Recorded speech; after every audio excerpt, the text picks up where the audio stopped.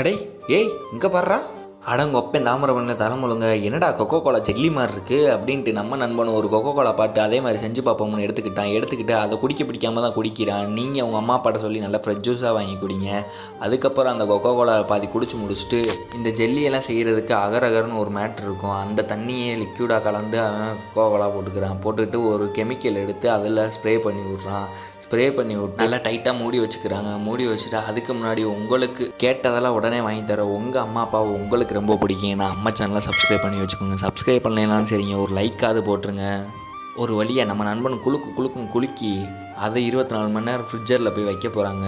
அதுக்கு முன்னாடி உங்களுக்கு உங்கள் அம்மாவை பிடிக்குமா அப்பாவை பிடிக்குமான்னு கமெண்டை போட்டு விட்ருங்க. 24 hours கழித்து அவனும் எடுத்து வந்து பார்க்குறான். மூடியை திறந்து பார்த்தா உண்மையிலே ஜெல்லி மாதிரி மாறிடுச்சுங்க. நீங்கள் இந்த மாதிரிலாம் வீட்டில் ட்ரை பண்ணி பார்க்காதீங்க. அப்புறம் தேவையில்லாமல் அம்மா அப்பாட்ட அடி வாங்குவீங்க. வரட்டாமாமே டுர்.